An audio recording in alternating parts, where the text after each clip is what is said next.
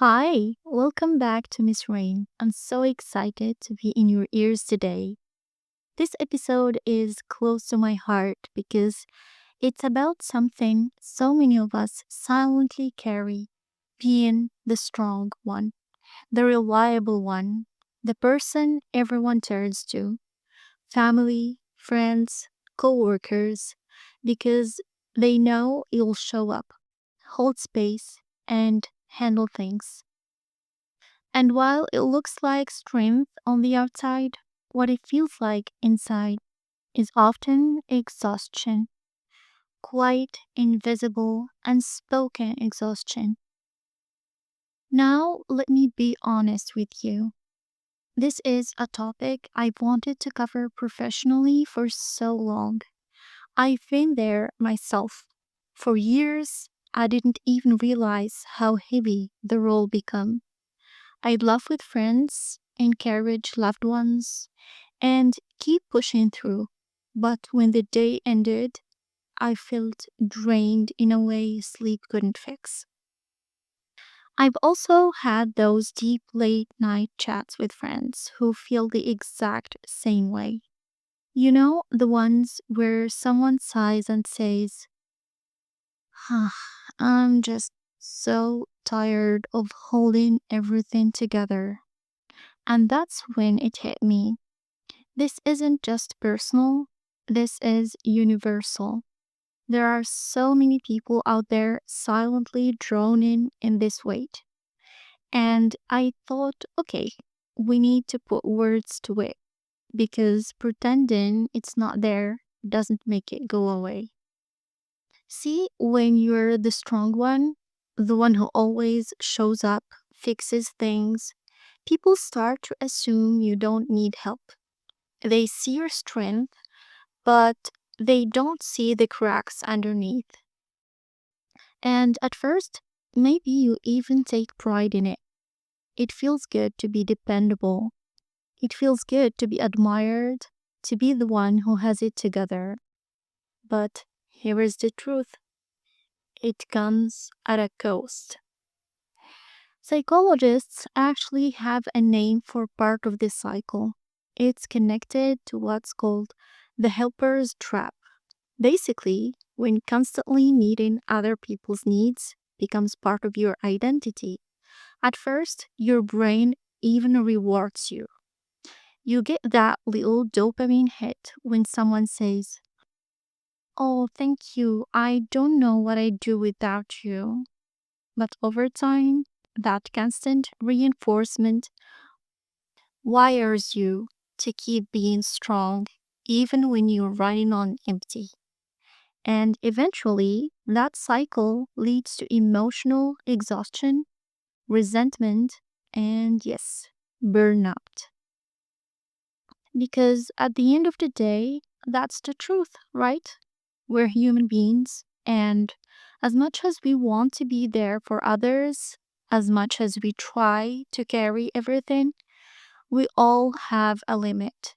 And the tricky part is, most of us don't realize where that limit is until we've crossed it, until we're already exhausted, already burned out, already resentful. And the hardest part, it's usually for people who don't even see it.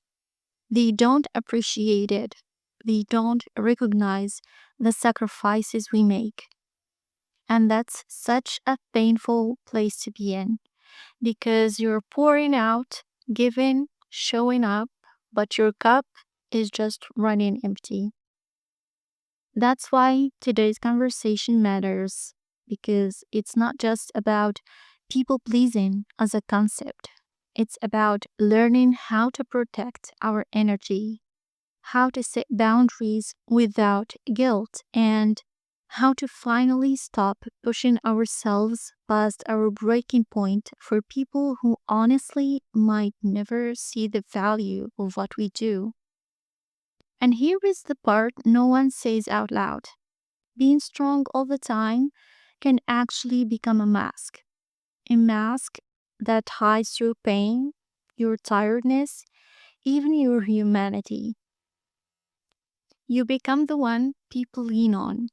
But when you need someone to lean on, suddenly the role goes quiet. Let me pause here because maybe this is already hitting home for you. Maybe you're thinking, yes, that's me.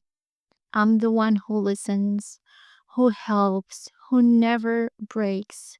But inside, I feel like I'm breaking every single day. If that's you, let me tell you, you are not weak for feeling this way. You are human. And carrying the world on your shoulders alone is not noble. It's heavy. It's draining. So let's walk through this together because I don't want this episode to just be a mirror. I want it to be a mini guide for you, something you can hold onto. Now, let's dive into easing the silence exhaustion. You'll start by recognizing it's real. First step, give yourself permission to admit it.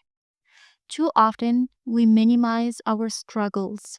It's not that bad. I should be able to handle this.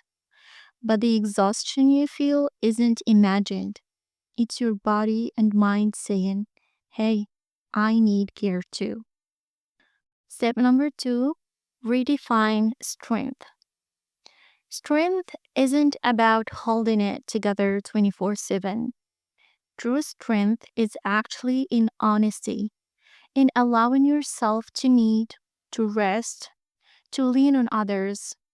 Strength isn't silence, it's normalizing saying, I can't do this all alone.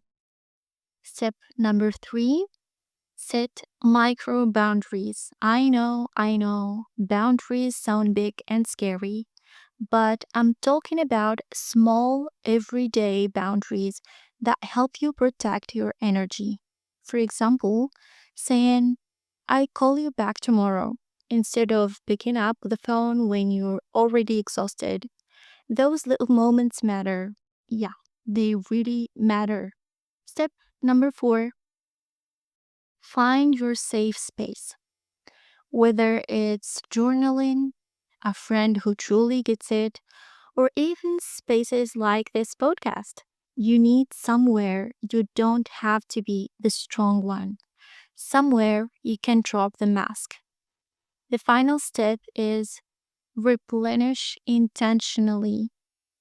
Strength requires refueling, and that doesn't mean scrolling Instagram or TikTok until midnight.